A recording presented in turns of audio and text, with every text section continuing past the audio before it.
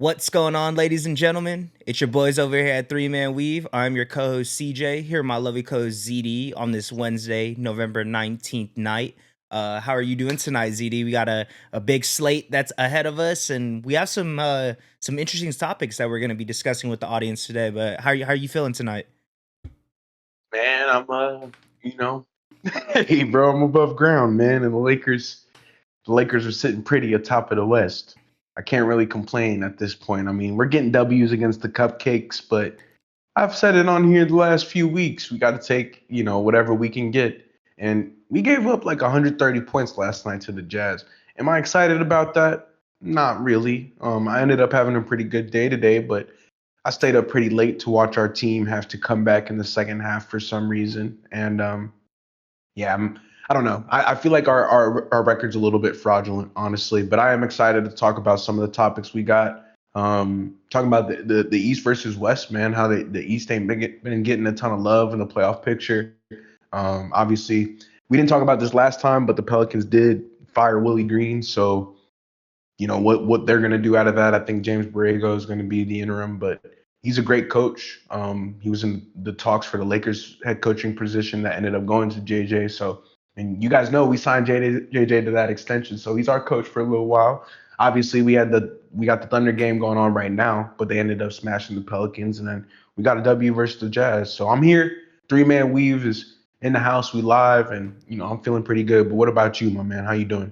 Doing good, bro. Doing great. It's my Friday technically, so I got these next 2 days off. So being able to Dang. chop it up with you about hoops, and whenever we get done with this, be able to sit back and watch some hoops, bro. It's always something I look forward to. Something we always say is something we can count on. You know what I mean? If anything, I know that we got Three Man Weave. So doing good, bro. Like you said, Thunder. Ended up getting a dub on Monday, so we're 14-1 right now, top of the West. So can't complain, man. Looking good. We said it was like a cupcake game, but nonetheless, it's you still got to go out there and win the game, is what I always say. So Yeah, the facts. fact we've been able to handle business. Shea hasn't had to play a fourth quarter in the last like 6 games, so Yeah, can't really 7. complain. 7 games, yeah. So it's been good, bro. It's been really my only thing I can look forward to is watching Thunder play basketball, because my football Yeah, team is not good right now. So at least I have this, and you they know, did lose on Monday night. it's man.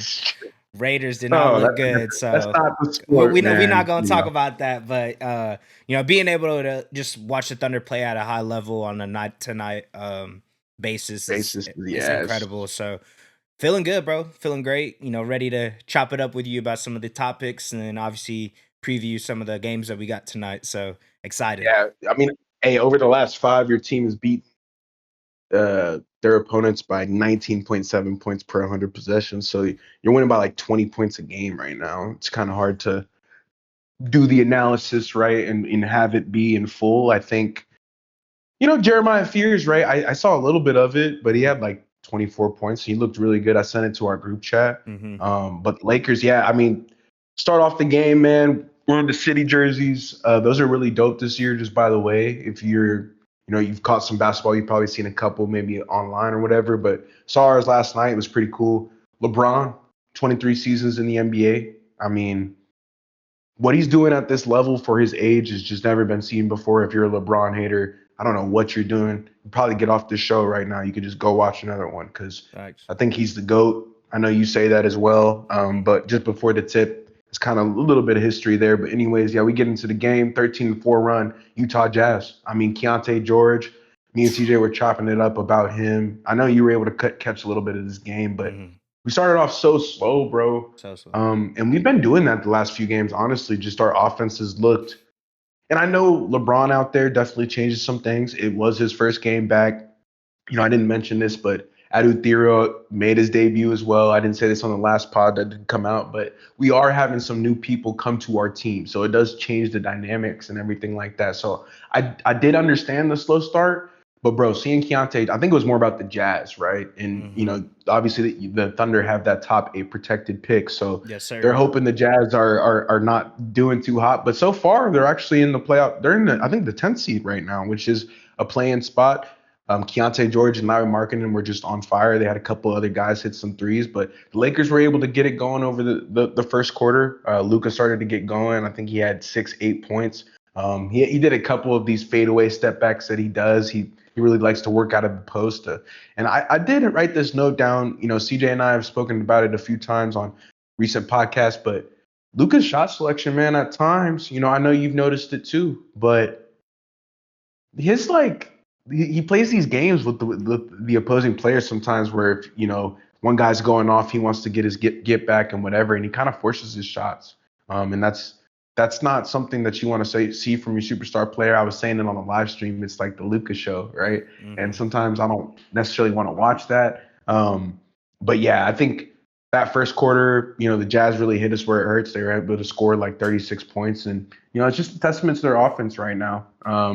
I don't think LeBron scored in his first 11 minutes, but he ended up hitting a couple triples in that second quarter, and that actually pushed him past Reggie Miller on the all-time threes made list. So another little thing of history, you know, LeBron's constantly breaking history anytime he steps out on the court. But again, man, the Jazz scored 71 points in the first half, bro.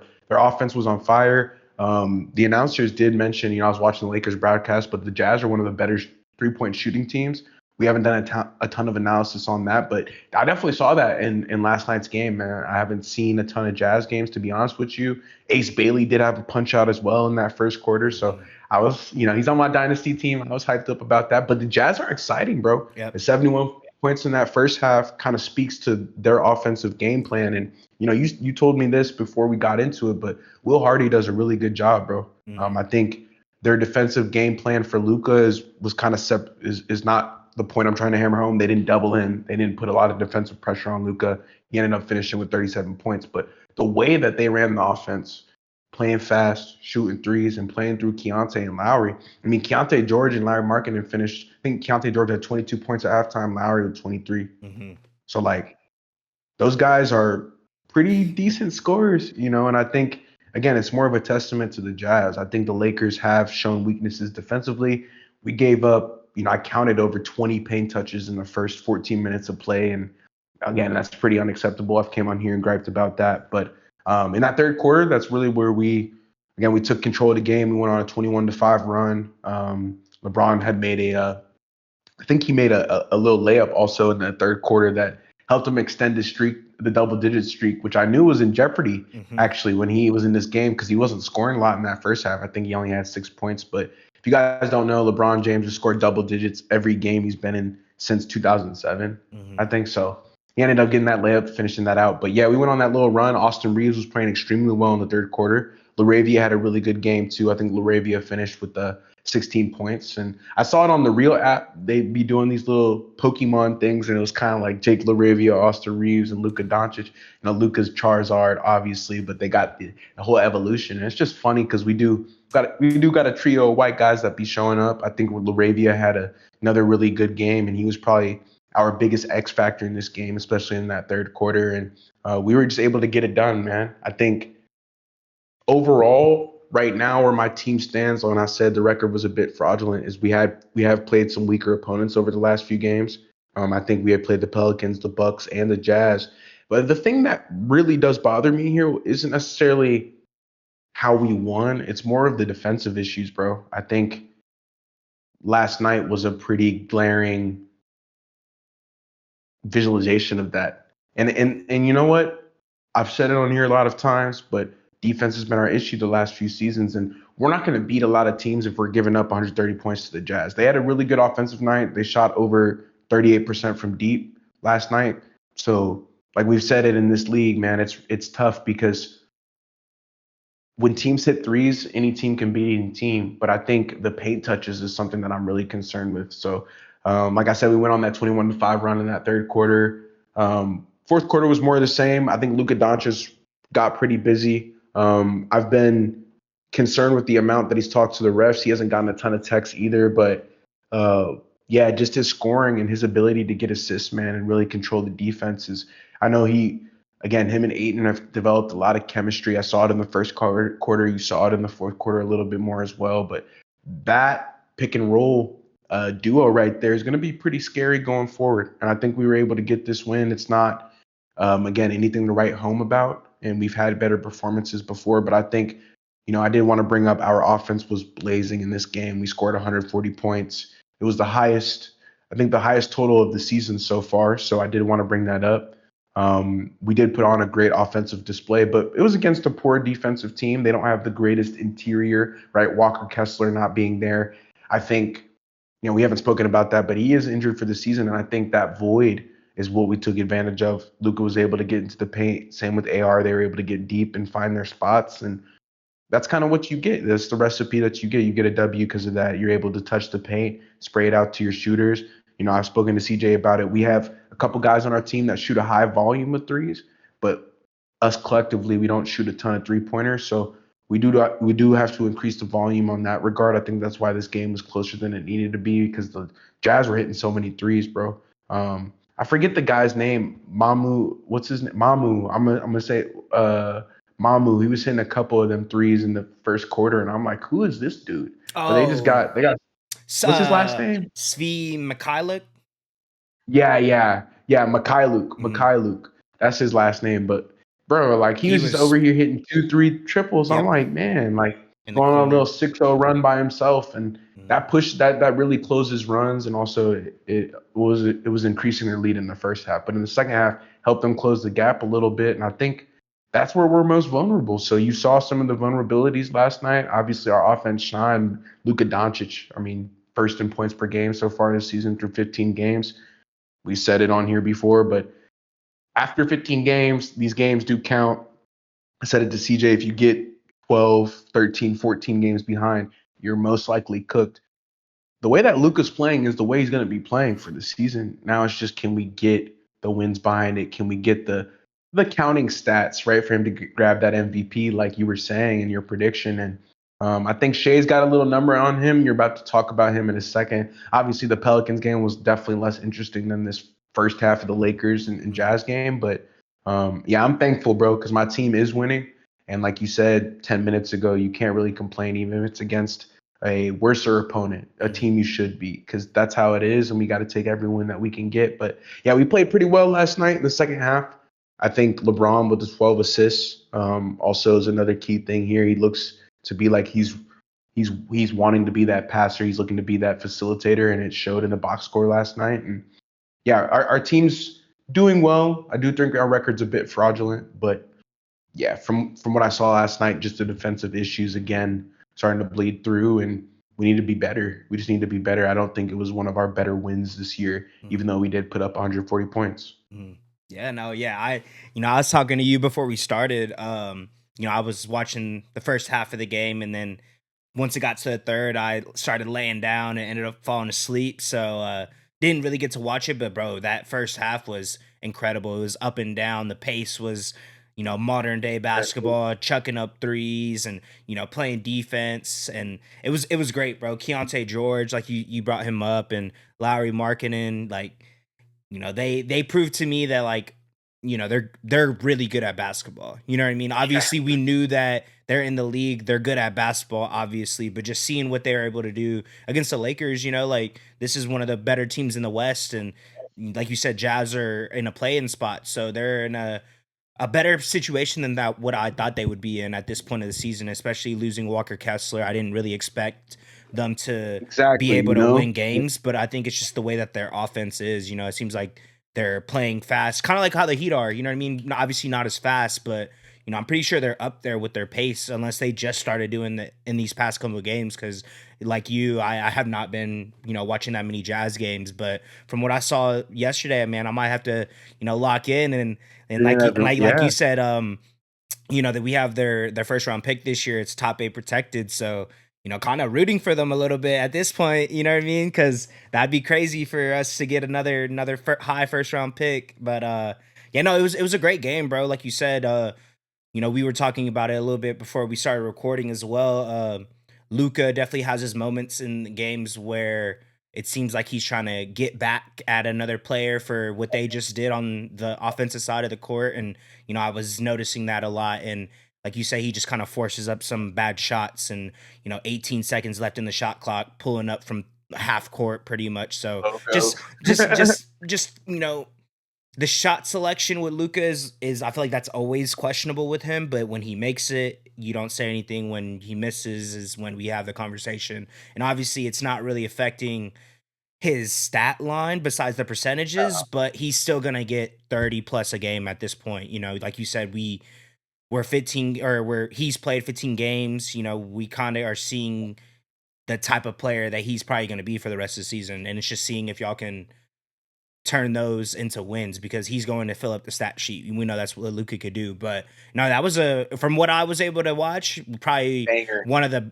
better games Better of one. the night. And just seeing the Jazz Yeah, compete, I feel like I that's agree. something, especially with they've been pretty bad these past couple seasons. They've been on the bottom of the league, and the fact that they're figuring out how to win some games, it's very hopeful for them. So if you're a Jazz fan, it's from what I was able to watch, first half of 2 quarters of the game yesterday, it looked like y'all are going to be exciting. So if y'all can keep this up, who's telling what y'all can be, and may hopefully y'all don't do too good because if y'all do, then we'll end up getting your pick. But I mean, it's always good It, for a team that kind of didn't really have a direction. I feel like these past couple seasons, it kind of looks like they're slowly finding the guys that they're gonna potentially build their teams around. Obviously, Lowry's gonna be there for I think another 3-4 years. So and it's looking like Keontae George is yeah, gonna be getting paid. So I like what I saw, bro. Y'all competed, y'all were fighting back. They blitzed y'all in that first quarter. You were able to kind of get it going again, and feel like Braun making his debut was kind of like my highlight of the night just because he's super making cool. history, bro. Anytime he touches the court, he's breaking a record. The scoring record is always he's one upping himself every single time he touches the court. So just appreciating the greatness, bro. You know what I mean? Because we were talking about it. I was like, LeBron, this is his 23rd season in the league. My brother just turned 20. So since he's been alive, all he knows is LeBron. You know what I mean? That's how a lot of kids are. That's, how it is for us damn near. So just being able to appreciate what he's been doing and seeing the greatness unfold, but, before our eyes, it's incredible, bro. Can't complain. But that was a really good game. And, it was like you said, an easy game, quote unquote, but y'all got tested in the first half and you were able to scrape out with the win. So that's all that matters, bro. And kind of like what you were saying, bro, we played against the Pels on Monday. We hopped off the pod, was able to watch a little bit of the game and then noticed that it was just kind of out of reach. But my thing that I was kind of taking or that I took down from the game, I think Lou Dort had an incredible first quarter. He's been in and out of the lineup, so he hasn't consistently been in the lineup, but we know what he could provide on the defensive side. But he was actually hitting his threes this game. I think he hit like 4 threes in that first quarter. So he had 12 points right off rip, and I think that's pretty much what had the lead the whole time. Going, yeah. Because when Lou is hitting threes, it kind of just we feed off that energy, and I think that's something that is the one gripe that I have with our team is our 3-point shooting, and it looks like obviously against Pelicans not the greatest competition, but we still got to knock down the shots. So Shea has been incredible from the three. Chet has been a huge improvement. It looks like his jump shot's still a little weird to me, has a little hitch, but it just looks a little Yeah, smoother. It looks like he's gaining that confidence of being able to knock those down. So that's always great to see. And he actually got the highest points on our team this game. He got 26, and I think 9 rebounds. So just seeing the type of player he's becoming, bro. I think we saw it last year when before he got injured and was out for a big chunk of the season. But if he could stay healthy, bro, I think this is the player that we're gonna get for foreseeable future 5-7 years. You know what I mean? I think this is the type of player he's gonna be, and he's kind of solidifying himself in this league. I think he's actually the favorite to win first. DPOY right now. So I think it's the dual the versatility that he can provide for us on the offensive and defensive side of the ball. It just remarkable. So, but like I was saying, bro, just one of those games where we were beating them by like 19, I think, in the second quarter. They started clawing back. I think they cut the to lead into into like 12 or 9, something like that. And then it was kind of like a little back and forth, but we had the lead the whole time. So wasn't too worried about it. Yeah, Like you said, Jeremiah Fierce had a really good game. I think, he for what he's doing and the circumstances for the team, I think he's doing a good job.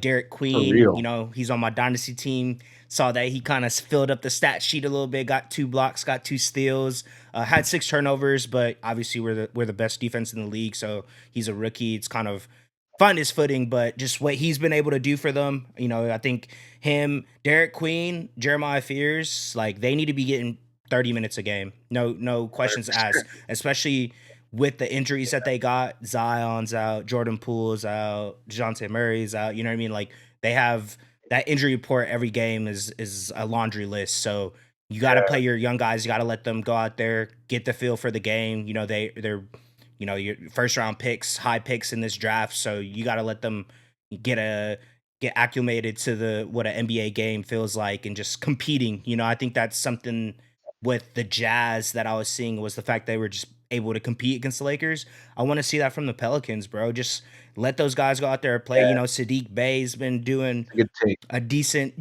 you know what I mean? Like for what he's able to do, provide for that roster. But yeah, I think this is, like you said, you were saying about the Lakers, not the greatest win going against the Jazz, and same with us. But you got to go out there, you got to win, you got to get a dub because at the end of the day, Yeah.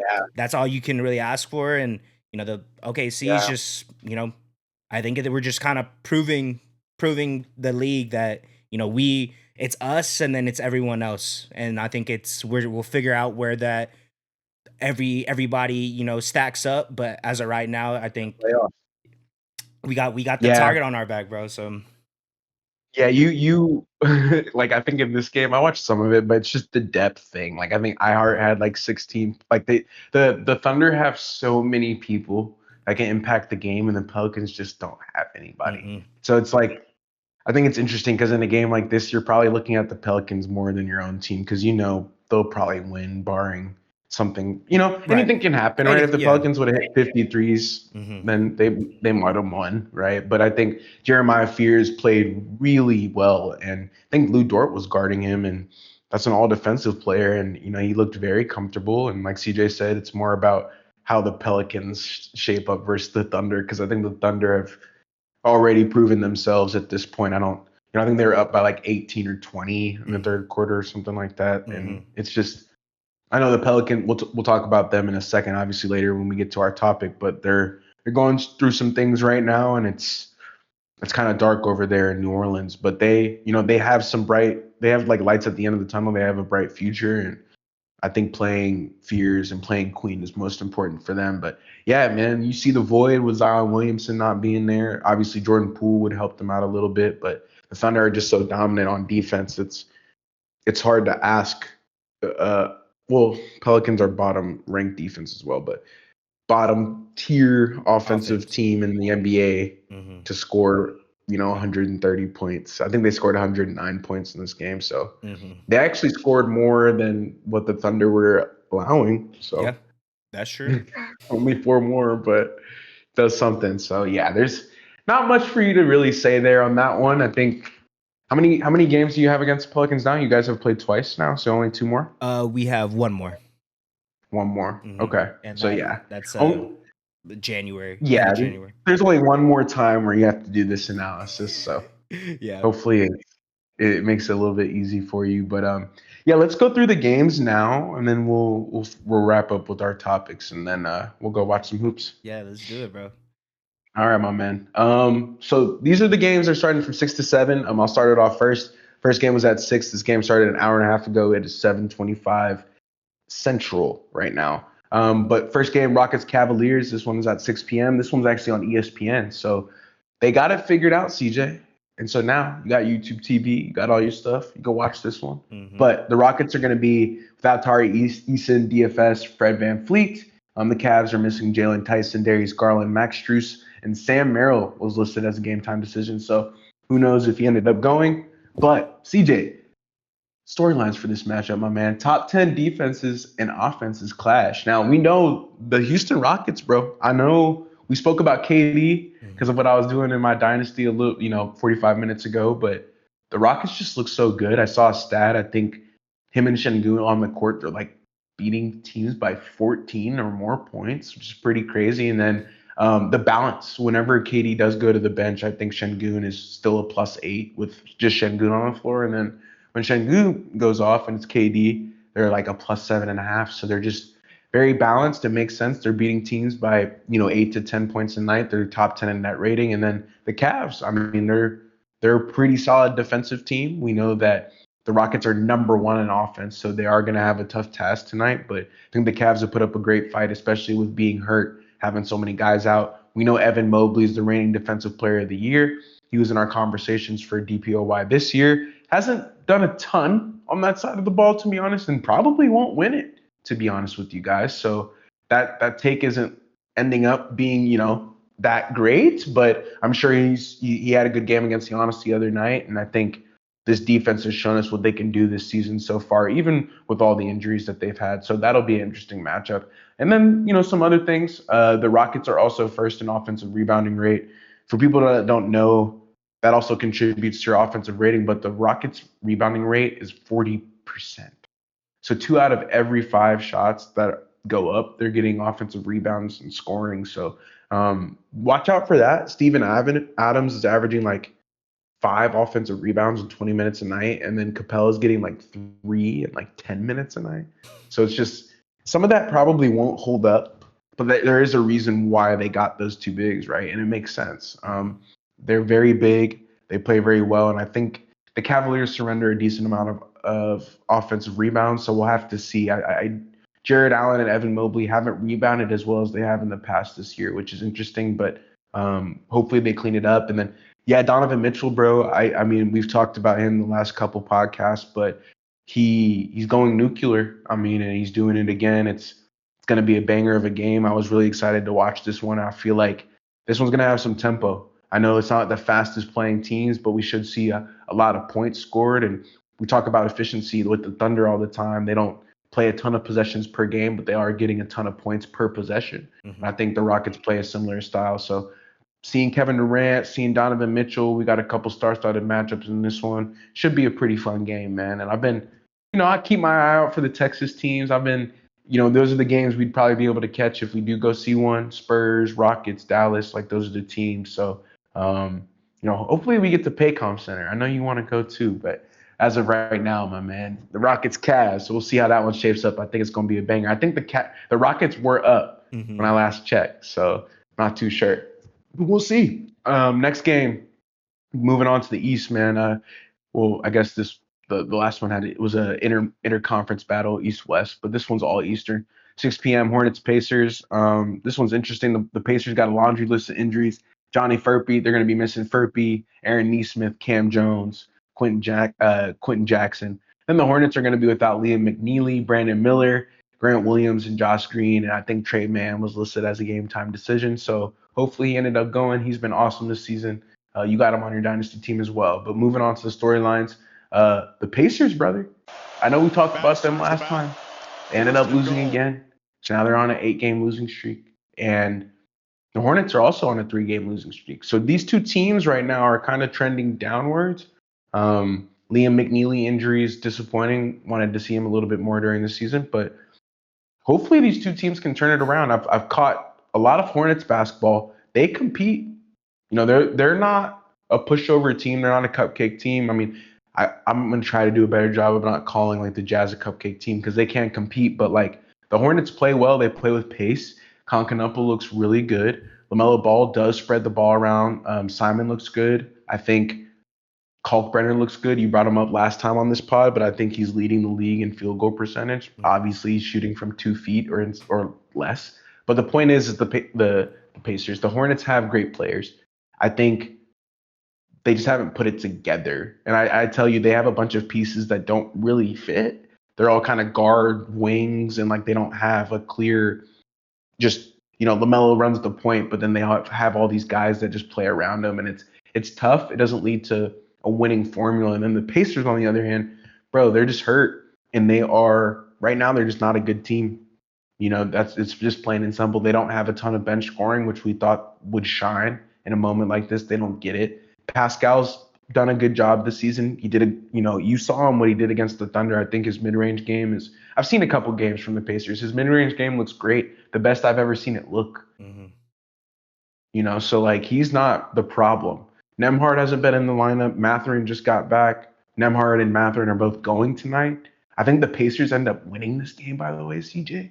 So they should break that losing streak. I just think Nemhard and Matherin and Pascal get it done. Like there's no way that they don't. They know that they've been losing. Carlisle knows they've been losing, but for their depth to not show up when they need it most, when Halliburton's gone, doesn't make a ton of sense, right? Like whenever Halliburton's on the court, they have the depth. We've talked so highly of the Pacers, and they just haven't been that team this year, bro. And so the Pacers and the Hornets rank bottom third in the league in offensive rating. So this game should be pretty bones. It's not a super exciting matchup, but I think Concanupple should be going. We know LaMelo Ball is exciting, and can the Pacers get a win? Mm-hmm. They need to play faster. I think they need to shoot more threes. I think they are bottom third in the league in 3-pointers attempted, which makes sense. They don't have Halliburton, but get up the threes, man. You need to score more points. And the assists have dropped. They have the worst turnover to assist ratio in the NBA, which they were top 5 last year because of somebody named Tyrese Halliburton. It's flipped on its head for the Indiana Pacers. They're in a worse spot right now than the Hornets are, honestly, Mm-hmm. in terms of this season. Maybe not going forward, but this year, yes. Yeah, no, bro. It's been tough to be a Yeah, Pacers fan, especially after what they were able to yeah, accomplish last year. Uh, right. And it's just honestly, it's I don't remember the last time because you have to think about the game 7, right? That's 2016, and then last year that doesn't happen often in the finals. By the way, guys, mhm, it's only happened 2 times. Usually, like we know from 2016, the Cavs and the Warriors were both good in 2017. mhm. I don't think we've We've really seen this seen before. a Like team that go game to the 7 to last. bottom of the conference. Yeah, Like even with their superstar out, like they're last. yeah, Like they have 1 win. Like the Hornets have more wins than that. yeah. So hopefully, I know you're about to talk about the Raptors game, but hopefully they figure it out. And I want to see them do well, man. I didn't think they would be as bad, but I know the Hornets have been playing decently, even though they're on that 3-game winning streak or Yeah. losing streak. Yeah. Yes, sir. Going into the next one, tip off was at 6 p.m. as well. We got the Raptors versus 76ers. 76ers are without Paul George, Kelly Oubre, and Adem Bona. Embiid is listed as a game time decision. I don't think he ended up going. The Raptors have listed Abaji and Colin Murray Boyles as game time decisions. I think that's CMB did it. not go. Abaji went though. So some key Okay. storylines for this game. Toronto is on a 4-game win streak. Uh, I think we talked about them last podcast. That was a storyline that we're gonna be Oh, looking for the for. week, yeah. Yeah, we're gonna be looking forward to for this week. We talked about their 3-headed monster of a lineup that they have with Bi, Scotty Barnes, Emmanuel Quickly, um, who's Barrett. Barrett, sorry, RJ Barrett, sorry, brain fart. But what they've been able to do, bro, just I think they all scored 15 plus Yeah, or per more. game, or so just being able to Only, see only their like that. offense be cohesive and balanced, like how you were talking about with the Rockets, they aren't doing it to that efficiency, but they're still able to get buckets. And I think it's, in the Eastern Conference, it's more so a defensive conference, right? Yeah, I feel like it's hard to be able to keep up with what the Raptors have been doing. So, that's something to be on the lookout for this game. On the 76ers side, they average 118 and a half points per game. 3.4 more points than the 115.1 the Raptors give up. And this is their second head-to-head matchup. The first one was won by the Yeah, 76ers 130 to 120. That obviously was before the Raptors kind of turned their season around in a sense. Obviously, it's very early on, but early. what they've been Yeah, able to do, just kind of seeing everything get pieced together. I think this is going to be a good matchup. One of the better ones of the night, I would say. These are, top teams in the Eastern Conference that, we'll get into in a little bit, just how loaded in a sense, everyone's pretty a game, 2.5 game difference between the second to 10th, eighth. 8th seed. Yeah. Yeah, So just being able to see, a top 2 teams in the Eastern Conference battle against each other. I think this is going to be a good one. I think Tyrese Maxey's going to have a great game. I feel like he's kind of bursted onto He's the been awesome. scene. If you didn't know He's about awesome. him, just seeing what he's been able to do in the absence of PG and Embiid, He's not being awesome. able to get onto the court, just man, just what he's able to do. You know, I think I talked about it when we were talking about Josh Giddey and Tyrese Maxey. He's just what the way he's able to score, bro. He's so fast. He's able to knock down the jumpers. You know, he's a really good passer for his offensive game. I feel like that's something that he's worked on and he's improved on it so much since, James Harden left the Sixers and now he's kind of taken that, main PG role. So I think this is going to be a good one, bro. I think the Raptors and the 76ers is going to be a battle. It's probably going to be um, a tightly contested matchup. You know what I mean? It's going to be down to the wire. So excited to see that one. Honestly, I'm probably going to watch that recap once we, get off the pod, And just because I think that's going to be one of the better matchups of the night. Going into 6:30 tip off, we got the Warriors versus Heat. The Heat are uh, missing Tyler Hero and Terry Rozier. Adebayo and Jovic are listed as a game time decision. And for the Warriors, Curry, Kaminga, Horford, and Melton are out. Butler is listed as a game time decision. Um, the crazy. Warriors, there's a back to back for them. Yes, sir. So you Played yesterday. I was about to say, you know how I feel about with the Warriors and the Clippers playing back to backs. I think, older roster Yep. going against a team that plays really high, fast paced offense. It's not a good matchup. So, some key storylines for this game. The Heat have gone 6-1 at home, Mm, holding down the fort. I feel like going to yeah, what's it's a good their one. what's their what's their arena called? What?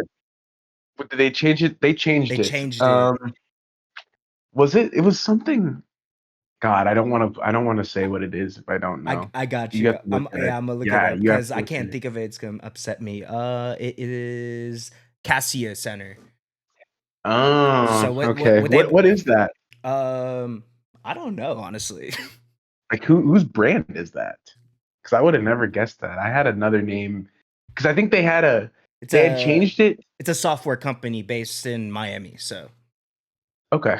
Well, good but for them. good for them. Anyways, they're holding down the fort, man. I feel like that's when you're home, man, you got to be able to win those games. Win it for the fans, win it for the city. I feel like once you do that, if you have a good home record, it just kind of sets you up in a good spot because if you're able to, lose a couple games or win, you know, at least like 60% of your games at home, that's just going to set you up for success. Obviously, it's half of Yeah. the season, but if you're able to do that, kind of have that stadium, that arena rocking. I think with in Miami, they always have it bumping in there. Anytime I'm watching them on Oh League yeah. Pass, I see, they show people in the crowd getting turned. So I think when you're winning there, you're in Miami. It's a good vibes. I think it's they've been able to do that. So shout out to the Heat, Fun. bro. It's and the way they play basketball, it just makes them even more enjoyable to watch.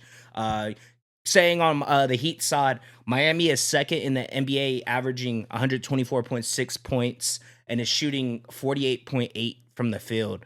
Just knocking everything down, bro. Like we said, Pretty we've been much. talking about it since really the beginning of the season. The fact that they've been able to kind of switch their identity on the offensive side of the ball just goes to show the brilliance of Spoelstra. I think he's probably like one of the best coaches of this generation. You know what I mean? I feel like he doesn't get the credit that he deserves, but I think with him changing their game plan, their schemes this season, I think it's kind of proving it to people if they didn't already expect that. Obviously he's won chips with Braun and Wade and what he's been able to do even in their absence, to kind of having them be relevant even without those type of guys. I think it gets overlooked, So shout out to Spoelstra. I think the way he's kind of schemed this offense and the way that they're playing is, why they're able to, be the I think second best offensive team in the league right now. So and with the pace they've been playing at, it's been incredible. So they've been able to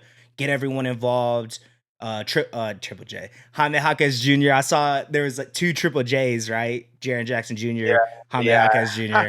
I Uh, knew I knew that was coming. uh, Hey bro, he's been he's hooping. been hooping, bro, and he's been coming off the bench doing that. So just seeing his leap in his third year, because obviously he had that sophomore slump.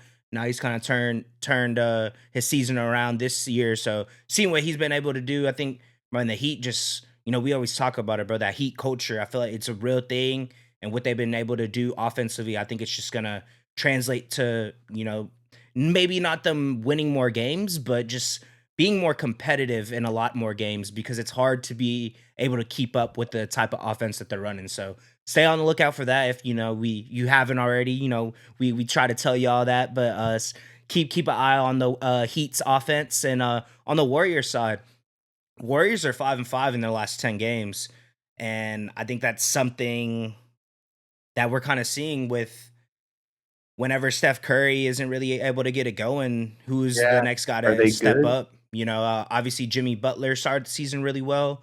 It's kind of cooled down a little bit. Steph Curry is incredible, but everyone else is, we're still looking for the Jonathan Kuminga game. You know what I mean? Like he hasn't really had that type of performance to really Odds. get us out of our seat yet. Pods, Moses Moody as well. The younger guys that we in the offseason fire were saying that they need to let them get more experience, let them get more playing time. Just haven't really seen them take that next leap yet that we're expecting from these younger guys because they've been on the team for a couple years now. So we're kind of just waiting to see that. So I think that has a lot to do with it. And Steph Curry's on fire, man. He had those two back-to-back 40-point games against the Spurs. It's Is he going Ah, to be able to? Well, he's obviously out, but out. with him Yeah. being out, where is the Warriors going to be able to get that type of production from? Off of their bench or even in their starting lineup? Who's going to be I able think to it's fill that chalk to void for Curry? Yeah, no, I think so too. I think this is one of on the those back to back. back to No back, Curry, because that's no why he's Curry, out. I think. because I he's think they played a great games against the Spurs. Those were it's great fantastic. throwback Warriors games. There's a guy on Instagram who watches the games in like VHS style. It's so cool. It's Really? it's like a yeah, like the TV's like it's like the NBA Finals 1990s, and it's just like crap quality, but it looks so good, Yeah, that's so good cool. because it's like that's what everybody misses. But yeah, just Curry's going bananas right now, so they gotta give him a little bit of rest. But moving right along, man. These are the next ones, man. At 7 p.m. These probably started 45 minutes ago. We got the Wizards and T Wolves. The Wizards have listed Alex Sarr as a game time decision. Hopefully, he ended up going, but the T Wolves have listed Jaden McDaniels and Terrence Shannon Jr. as out. So those guys won't be going tonight. It's all good though. Some of the key storylines for this matchup, man. We haven't spoken about it, but the Wizards have lost 11 straight games. I feel like we try to speak pretty highly of them. Our offseason file was pretty objective. I didn't think we were too negative. We were kind of too negative with the Jazz, but when you lose 11 straight games, bro, I said it to you 25, 30 minutes ago, bro, like you get 12, 14, 16, 18 games behind, like what are Yeah. you really playing for, And I don't think the Wizards need to be good. They definitely need a high draft pick. And honestly, they would love to get the number one next year. I think that would make them seriously like be able to be decent in the East. But as of right now, it's looking like they haven't put together at all bottom third in offensive and defensive rating. Wizards fans, I know you've been watching some of the games. I've caught a couple of them. Trey Johnson looks good. I think they're allowing like 129 points, and they've been outscored by like 14 points per contest. So they have a negative 14 net rating. They're giving up 130 points a night. It's it's bad. It's not good basketball. Mhm. Um, and they're playing. Obviously, they're playing Timberwolves. This team has been in the Western Conference Finals multiple years in a row. But CJ brought it up. Like, can we see some competitive fight? Can we see? I didn't love the additions of CJ McCollum and Chris Middleton because I think they eat up minutes. But if those guys are going to be in the game, they've got to contribute to winning. It can't be, this 25, 30 minutes a night, just trot them out there, see what the vets can do. Like, nah, like sub them, put Cam Whitmore in, do whatever you can to find young legs because they've been getting pummeled the last 11 games, and it's sort of embarrassing. There's not a ton of positives to take away from it. I think Trey Johnson has played really well this season, especially for a rookie, and Alex Sarr, of course. But we've spoken highly about him the last couple podcasts. But ultimately, it's just a question of can they put it together in this game, and I think they'll be pissed off. They're on the road. They're one of the worst road teams in the NBA, but any team can beat any team in the NBA. So I think they're going to come into the center and be excited. We know Minnesota's at home, so they're on the road, but we know Minnesota's got a rockin' home arena. It'll be tough. It's going to be a tall task. But moving on to the Timberwolves, bro. Timberwolves have won 7 of their last 10. So on the flip side, Timberwolves are playing well. We know Anthony Edwards was hurt. He ended up returning. That's really helped out their offense over the last 3 games. I think they're top 10 in offensive rating over the last 3. Dante DiVincenzo's played really well. And Julius Randle. I mean, we've spoken about him, but I think he's been their best player this season. Honestly, we know Anthony Edwards is obviously the best player, but in terms of career numbers, it's definitely Julius Randle leading career high in assists, career high in points per game. Doing a really, really good job, and he's done a great job for the last 15 games. So, like I said, he could make a little All NBA third team. We don't know. We'll have to see where the T Wolves end up finishing, but they're also 7th in the league in net rating right now. They got a plus 0.5 of plus 5.7 net rating. So could there be a blowout incoming? Maybe. The Wizards are playing on the road and they have not won a game on the road. So we'll have to see. I think though they want to compete. I know they want to put out the best roster, but it's not in their best interest to win. So I feel like the T Wolves will be able to get this one. I think Anthony Edwards gets 30 tonight. Should be a good little matchup. And I think Alex Sarr versus Rudy Gobert is kind of an underrated center matchup, like A defensive Frenchman. little matchup. And yeah, the Frenchman, I feel like they'll be talking a little bit of mess. And that's just one of those underrated ones where you got to know ball to know what that means to the game. So we're going to see. I feel like it'll be an underrated matchup. Don't count those boys out. That game started at 7. And, hopefully I don't know the score. I want to see the score, honestly. I'm going to check the score real quick Go and for tell it. y'all. I just want to see if they're competing. Because I just spoke about them. Okay, they're down 12. Yeah. I think maybe 14 now. Not too bad. Like, we'll see. Yeah. 29-43, we'll see. We'll Just see. flipped, so we'll see. But yeah, moving on to the next game. This one's Western Conference matchup. Me and CJ were talking about this one. This one's going to be lopsided, but it's the Nuggets and the Pelicans. Pelicans are at home. The Nuggets have listed Julian Strawther and Christian Braun as out, and Aaron Gordon was listed as a game time decision. The Pelicans have listed DeJounte Murray and Jordan Poole is out. Zion Williamson is listed, and Sadiq Bey are listed as game time decisions. I don't know if Zion ended up going, but if he did, that changes some things for the Pelicans. I think they can, sneak a little W if he's in. Storylines for this one: Nikola Jokic, bro. He's averaged 37 points, 14 rebounds, and 10 assists over the last 5 games.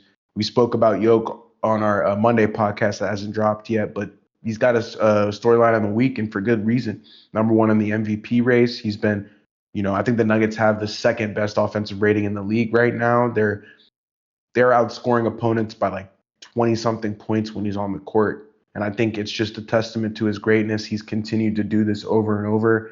And at this level, like at this point, we can't really say anything else. I mean, we're just watching his greatness at this point because he's getting almost 40 points a game on triple double on great efficiency. And I think when you're facing a team that doesn't have a true center, I feel like Jokic is going to torch the Pelicans tonight. So watch out for that. The Nuggets, on the other hand, Jamal Murray, Aaron Gordon, those 2 dudes have played like all-stars this year, and their offensive rating speaks to that. We know they're not the greatest team defensively, but they make up for it on the offensive side of the ball. They're 2nd in the league in offensive net rating, like I mentioned earlier. But seeing Aaron Gordon's transformation this season is something to behold. I feel like the 3-point percentage is up. It's career high. Points per game is career high. And the fact that he's getting better in his, at this point, like you would have thought he would have had this blow up 5 years ago, but the fact that he's able to do this now, kind of in the later stages of his career, I'm not going to say he's going to retire in 2 years. He's not, but he has about 4 more years of prime AG, and the fact that he's been able to add a 3, Jamal Murray starting to look like an all-star point guard. The Nuggets are going to be very dangerous tonight, and they're playing. Moving on to the Pelican side, the Pelicans are 2-8 in their last 10, and they possess the 28th worst net rating in the NBA at minus 13.4. So they're not, they're losing games by an average of 14 points. They're not really putting any fight into their games. We have a topic that we're going to talk about later that kind of contributes to this, but they haven't been able to put it together this season. And even though they're at home, I don't think that's going to help them out a ton. When they do play and when they have won, they've shot threes really well. Trey Murphy's had great games. We saw Trey Murphy and Jeremiah Fears against the Thunder. Mhm. Those are the two guys that really stung them. So the Pelicans have offensive capability to keep pace with the Nuggets, but it it's just a question of it is if like they can put it together as a team. I think at times it's one guy doing one thing or Trey Murphy hitting a three, or it's like Jeremiah Fears hitting a three, but it's just there's no connectivity on that side of the ball. And I think it's very ISO heavy. Um, I don't know. Like I think this is kind of a lost season for them, and I hate to say that this early in the year, but without your pick, it's kind of tough for you guys to be playing at this level in this moment. But I am looking forward to the Jokic matchup and just the not the, that interior for the Pelicans is just non-existent. I Mhm. think Jokic is going to torch them and have a field day. So we'll see. If the Pelicans do win, it's probably because they're hit their threes, but that game was at 7, so I'll check the score in a second. Yeah. Yes, sir. Yes, sir. Going into the next matchup, we got the Kings versus Thunder. The Thunder are missing Sorber and Topic, who are out for the season. Kenrich Williams, Jalen Williams, and Aaron Wiggins are also out. Where is Kenrich Williams? Bro, he hasn't played this whole season. Let me check. I don't know the injury. It I says keep it. seeing it on the report, and I'm like, ugh, He has it's a knee injury. Oh, he had surgery? arthroscopic left knee surgery in late September. So I think he's just rehabbing, getting He's just it, getting out. it. Yeah, he's Yeah, just he's out. out. Um, and the Kings are without Sabonis and Murray. I think Sabonis actually went. I don't know if Keegan Okay. Murray went. He hasn't played since last year, it seems like. But no, Sabonis did not go. I'm sorry. Um, so yeah, Okay. they're. I feel like with them, it's not having some bonus is a huge hole that they're always having to Oh, fill. I So know. that's going to be tough Just for us or tough for them to be able impossible. to, kind of like what you were saying about the Pels, right? Like we don't have a player of Jokic's capability as a big, right? But we just have two bigs that are really good at facilitating, scoring, and playing defense. So it's going to be tough for them to keep up with it. I think if this is going to be a closer game, then it would have to rely on the Kings knocking down threes like it was the first time we went Yeah. against them.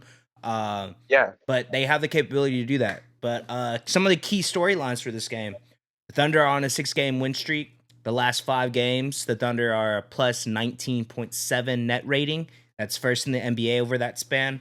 And Sacramento is 26th in the NBA in net rating at a minus 10.6.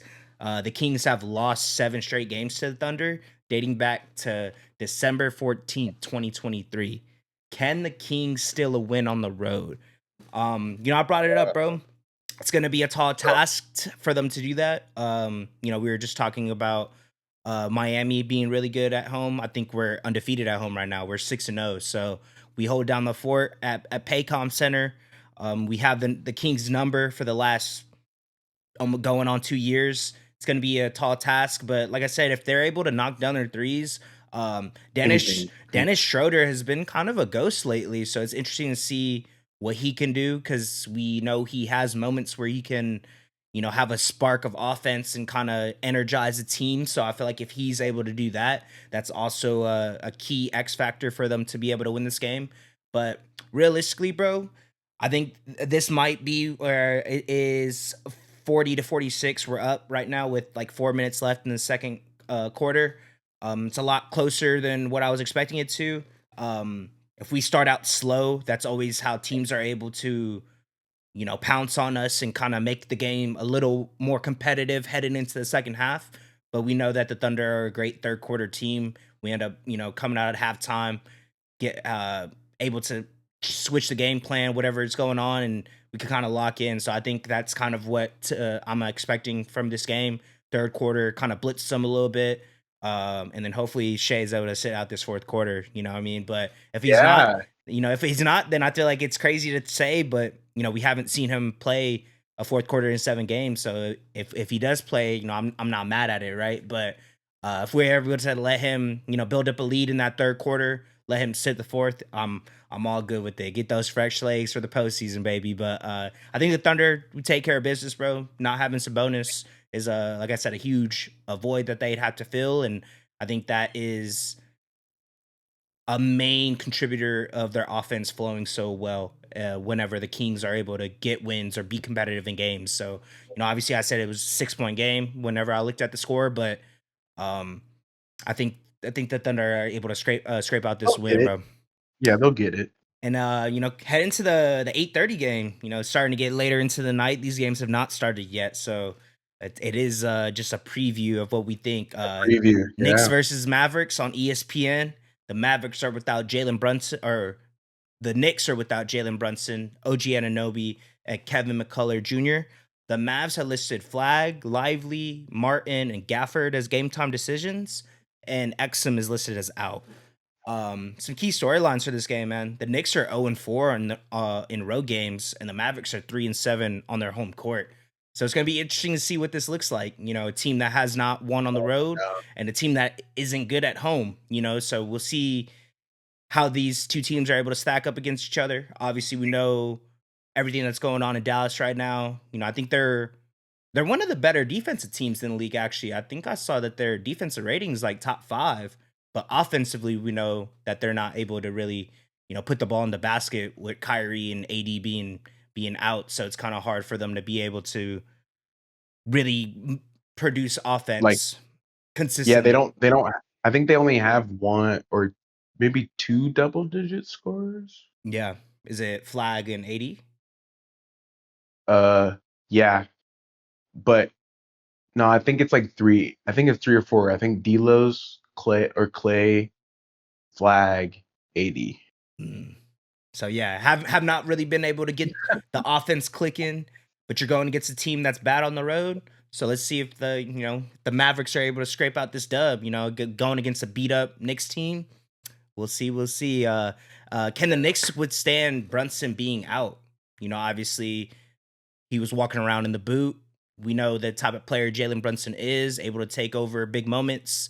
Are they going to be able to beat the Mavericks, man? Because I feel like they're not a good team. The Mavericks, the Knicks are competing in the Eastern Conference, so I think this is going to be a good test. Finals team. Yeah, I said that too. So we'll see what Don't forget. I was gonna say. I was like, a lot of people saying they go into the finals. I said they were going to the finals. So I'll stand on that. I'll stand on that proudly.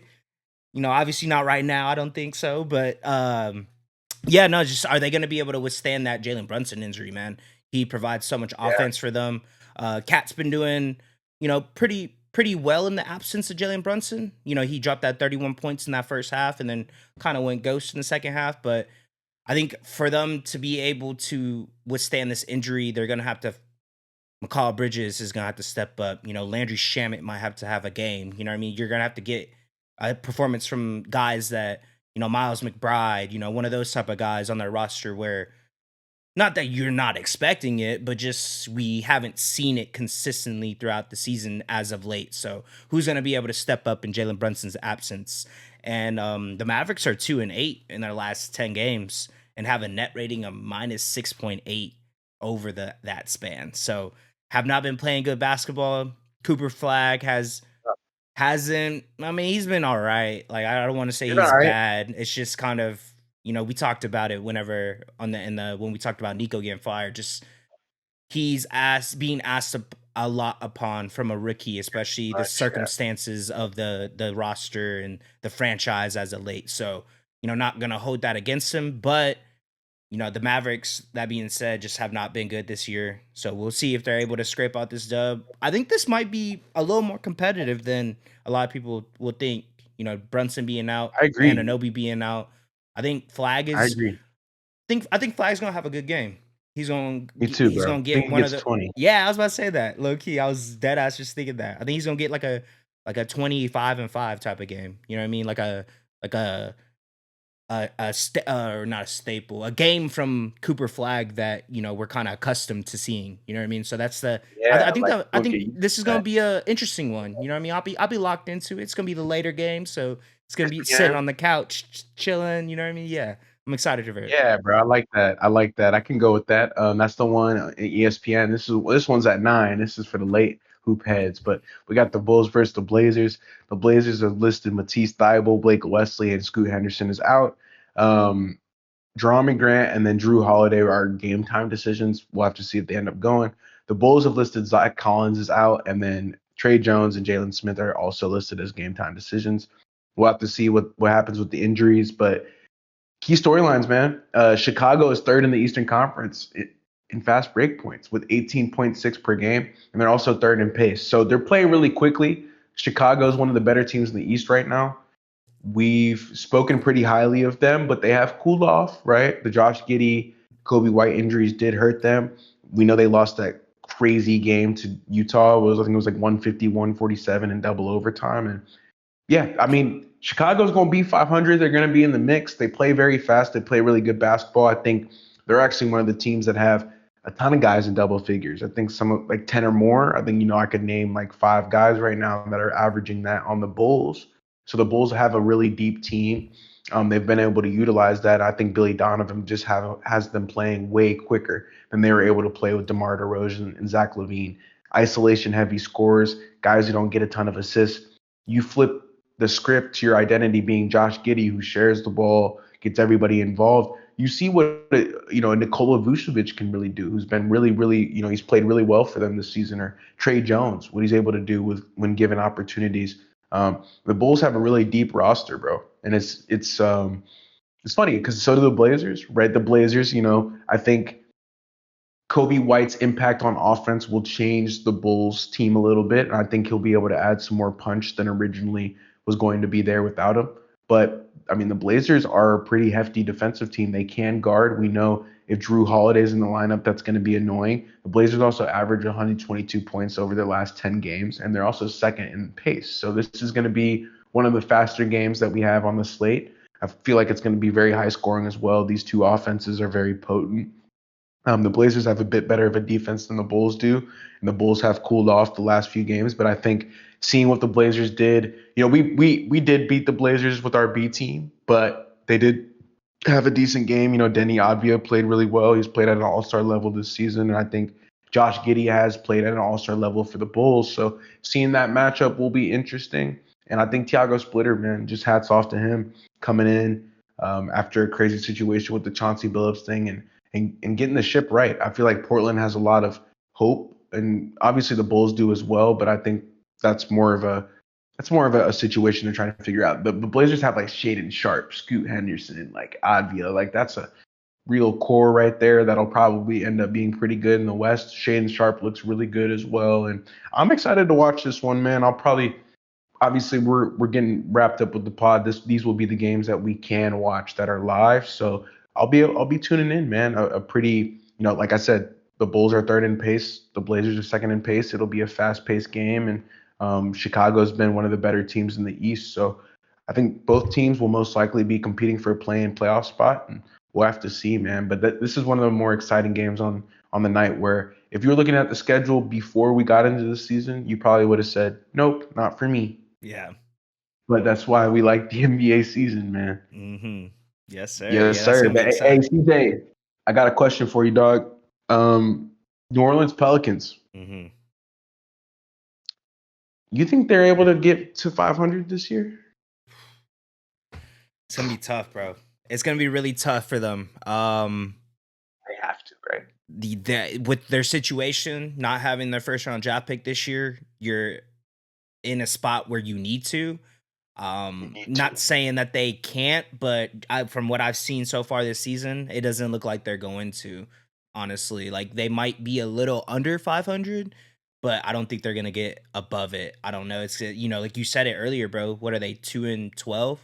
They're Yeah. 12 games lost already. You're getting to 20 games to the season. It's hard to really turn that around. You know what I mean? I don't think so, but I want to see it because they're not playing for their first round pick at this point. You're playing to compete, and Ah, as of right now, you don't have that. So that's a perfect setup for.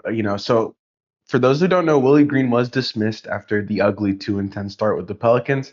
A stretch that was made clear to the Pelicans leadership, Joe Dumars, that the issues were just too much to be had. I think we've spoken about their injuries and how that's not really Willie Green's fault.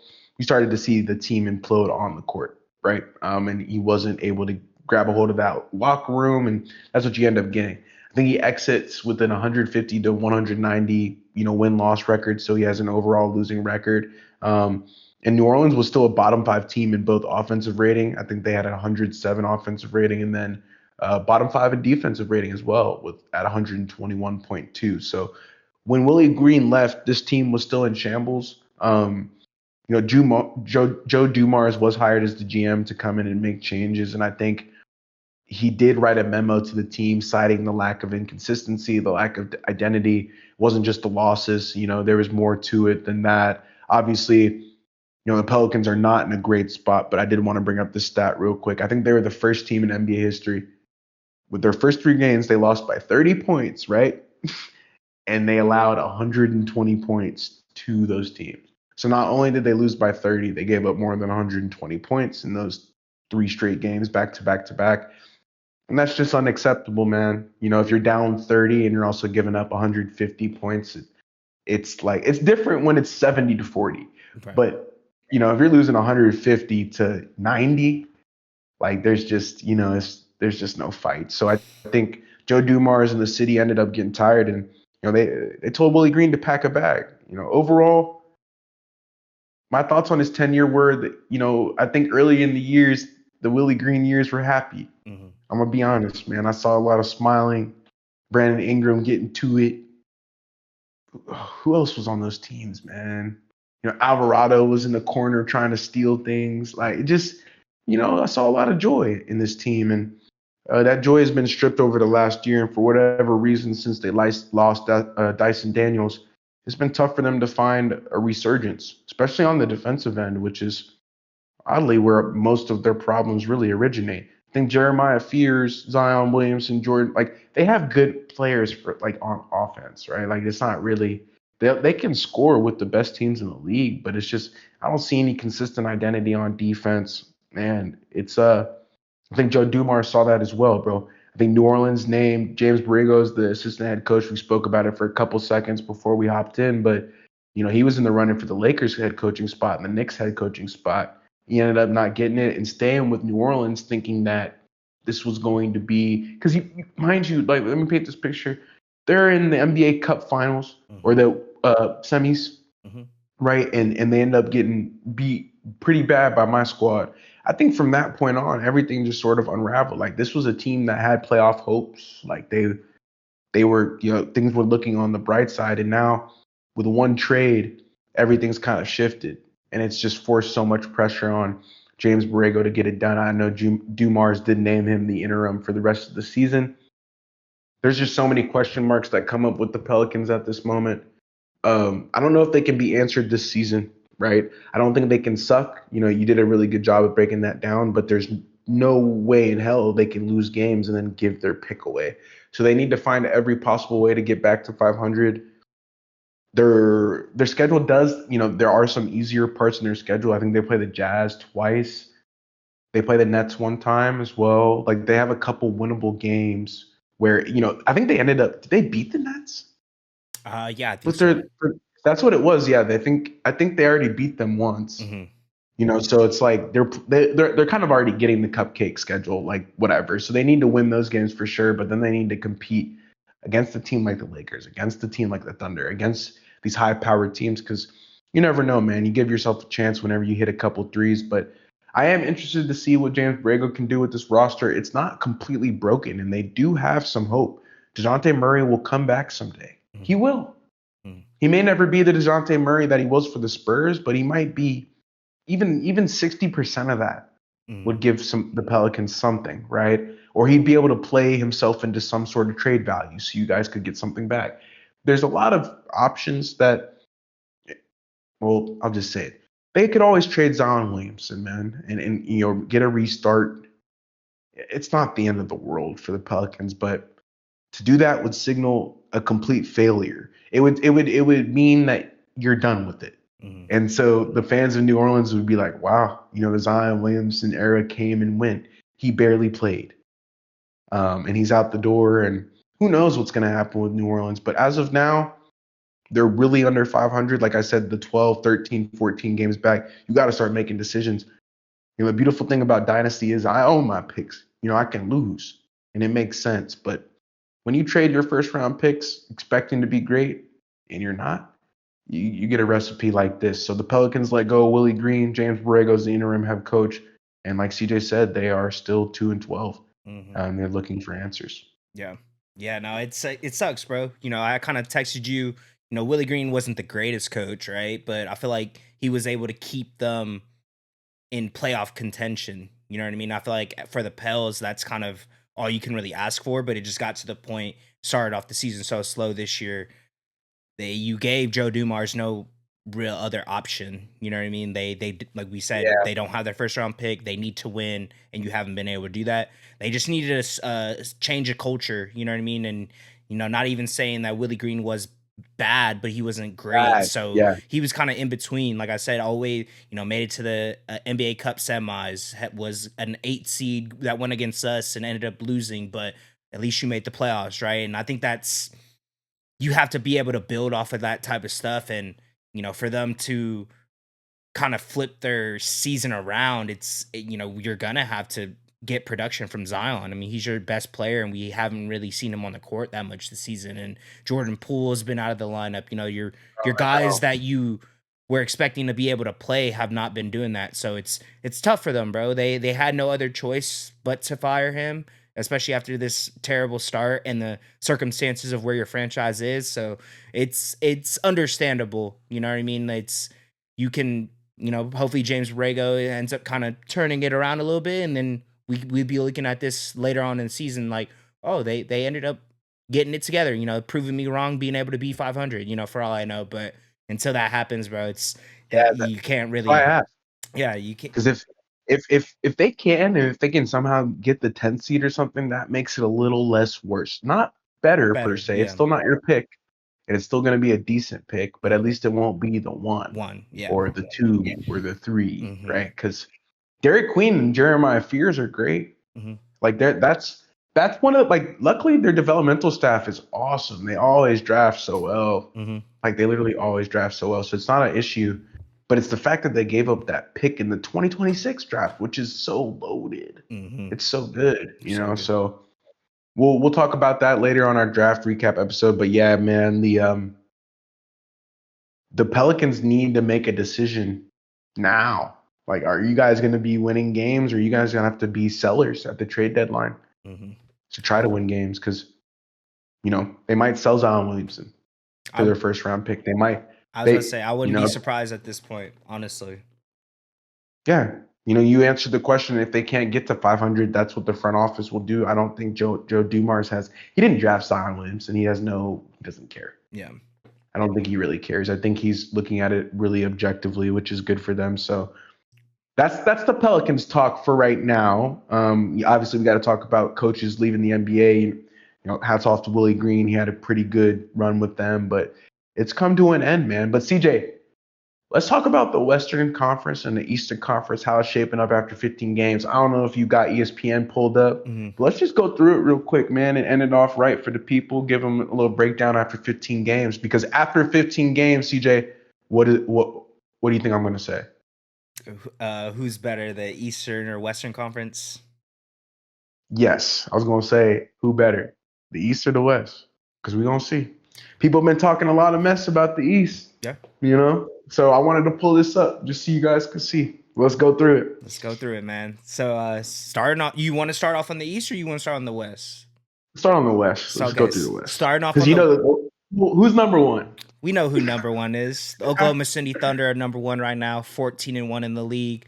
One. Number two, Denver Nuggets, 10-3. Number three, Houston Rockets, 9-3.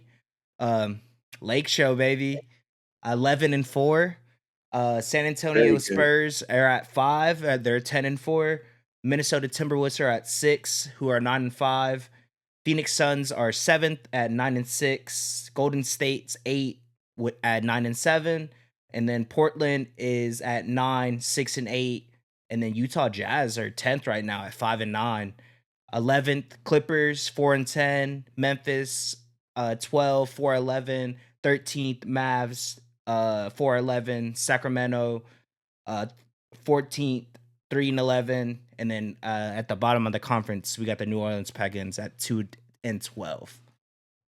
Okay, so breaking this down objectively right now, the bottom half of the Western Conference is horrible, right? Horrible. So we won't talk about the Kings on whatever. Mhm. I think the Blazers and the Jazz are in an interesting spot because they have a total of 11 wins combined. Mhm. Okay, top half of the West is what? Obviously, they're probably some of the top 10 teams in the league. Elite. We're not gonna. I mean, I'm sure the league looks a little different, but we'll go through that after we go through the Eastern Conference. So Mhm. let's go through the East. Eastern Conference. All right. Number 1, Detroit Pistons 13-12. Number 2, Cleveland Or 13 Cavaliers and 2, right? 13-2. Yeah, sorry. Yeah, 13 and yeah. 2. Number 2, Cleveland 10-5. Number 3, Toronto Raptors 9-5. Number 4, New York Knicks 8-5. Number 5, Philadelphia 76ers 8-5. Number 6, Atlanta Hawks 9-6. Number 7, Miami Heat 8-6. Number 8, Chicago Bulls 7-6. Number 9, Boston Celtics 8-7, and the number 10 is Orlando Magic with the same record 8-7. Number 11 is the Milwaukee Bucks 8-7. Number 12, Wow. Charlotte Hornets 4-10. Number 13, Brooklyn Nets 2-12. Number 14, Washington Wizards 1-12, and last place in the Eastern Conference are the Indiana Pacers 1-13. Okay, so bottom half also horrible. Horrible. But what did you notice about the 10 through 8, 10, maybe 10 through 7 in the East? dude, 11-7. 11 through 7. What do you 11, notice? the records are pretty much identical. There's like a game difference. So we've talked about this because I don't think we've been biased towards it, but I know a lot of people will say the West is better. I'd argue that the conferences are the same right now, right? Yeah, I agree. Like I agree. there's we talk about the current playoff picture, like the Bucks are out with 8 wins, Mm-hmm. and I think the Blazers and the Jazz are in with With 6 and 5 wins right now. Mm-hmm. But the top half of the West is the top half of the West. We have the Thunder, Mhm. but the East has the Pistons, right? The Pistons are probably right there. Right there. Probably the final out of the East right now. They're probably the finals pick. Right. If we're just looking at it objectively. I'm not saying they're going to the finals, so Detroit fans don't You say the whole don't get too yeah. Detroit. Basketball. Hey, come on now.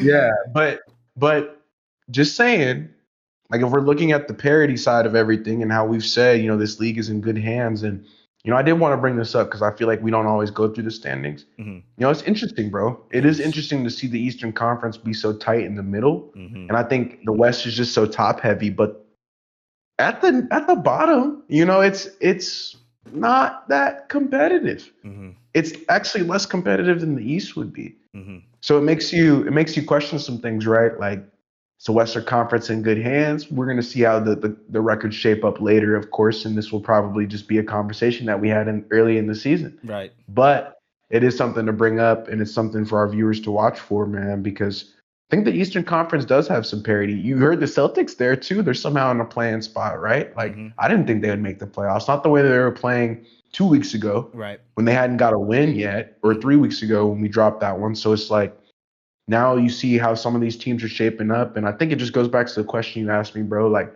how many games into the season do you think this is real? And that's kind of the point of this exercise because, 15, 20 games, it's about a quarter of the way through the season. Like, this is it. Yeah. From here on out, like, this is we're in the season now. Like, we're going to keep dropping these episodes, keep getting them out. But I feel like we do this every year, bro, because I've had a couple people on TikTok even tell me, oh, I love the season. Like, some guy was talking to me about the Wizards. He's like, oh, I love when we play, but like as soon as this is done, I hate it. I'm like, yeah, bro, that's why you gotta, even if your team is losing, whatever, just take it on the chin and appreciate it for what it is, because playoff pictures will be tight. East looks really good. So does the West, of course. But I did want to just bring that up, man, so we could chop it up about that, because it is interesting to see how packed tight the East is at the bottom of the playoff season, and Western Conference is getting in the Jazz and Blazers with 5, 6 wins. So it is interesting. It is something to watch out for. Yeah, no, yeah, it's been crazy, bro. I feel like, kind of heading into this season, we were saying that the East is wide open, right? So not as surprised, funny enough, because I'm not one of those guys that just Dang. trashes on the Eastern Conference per se, but I definitely do think the Western Conference is better, and I think the records kind of show more top heavy, right? Has the elite teams, has Eastern Conference has Detroit, not saying that they're not elite, but just saying as the top four teams in the West are probably top five Top five teams in teams in the the in the NBA. league. Yeah, Yeah, so yeah, but that middle of the pack for the Eastern Conference, bro, kind of, strong. kind of expected that a little bit, especially with all the injuries in the Eastern Conference and just young teams getting new additions to their roster. So it's great. It's great to see that because I feel like like we were saying, we there's just so much parity in the league right now. So we're able to see teams that take a leap that we really didn't expect, like the Raptors or like the Magic were kind of expected, right? But seeing them kind of turn their season not around, but start winning some Yeah, games they're that digging themselves out of that hole, that bro. hole that they They dig. are. So just seeing just the whole league be competitive, bro. It's very interesting. Like you said, the 11 to 7 seeds in the East are all 8-win, 7-win teams, and the bottom of our playing spots right now in the Western Conference are They're horrible. 5, 6. So it's interesting to see because I feel like we usually don't expect the Eastern Conference to be as tightly knit like that, but heading into the season with those injuries and just kind of predictions, it's not too surprising in my eyes, but I like it. I like it, bro, because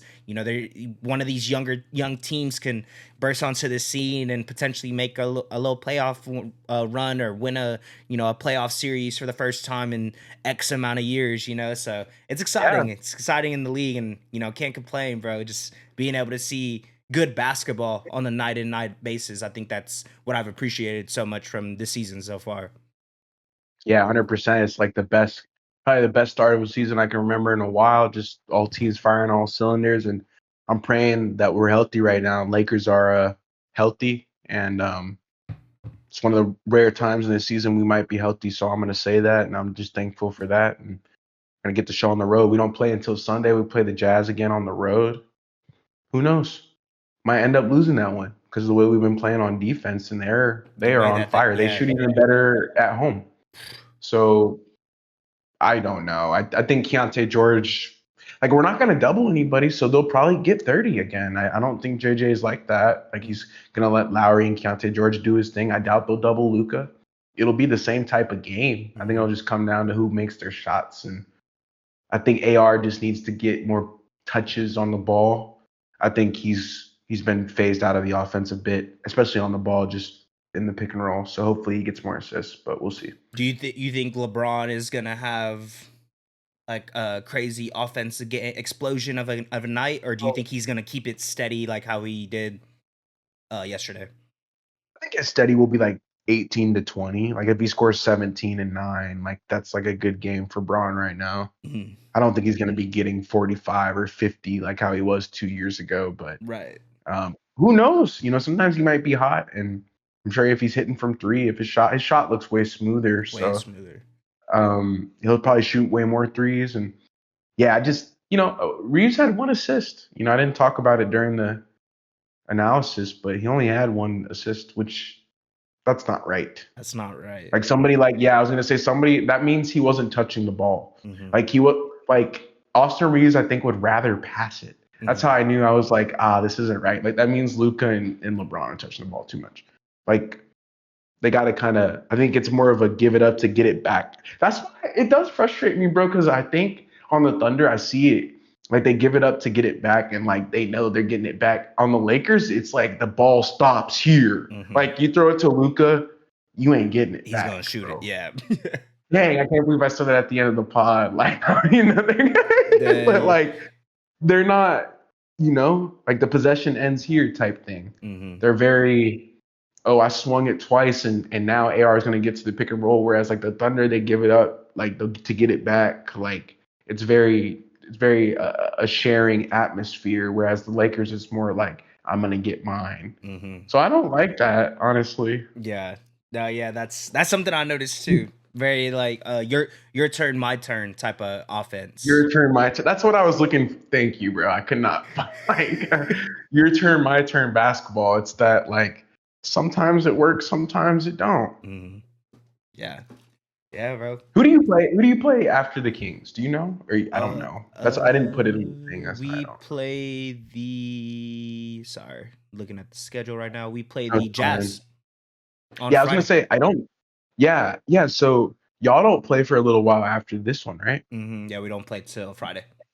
So a little Friday. little Yeah, 2 day rest yeah. in Utah too. So damn, they got us and then y'all.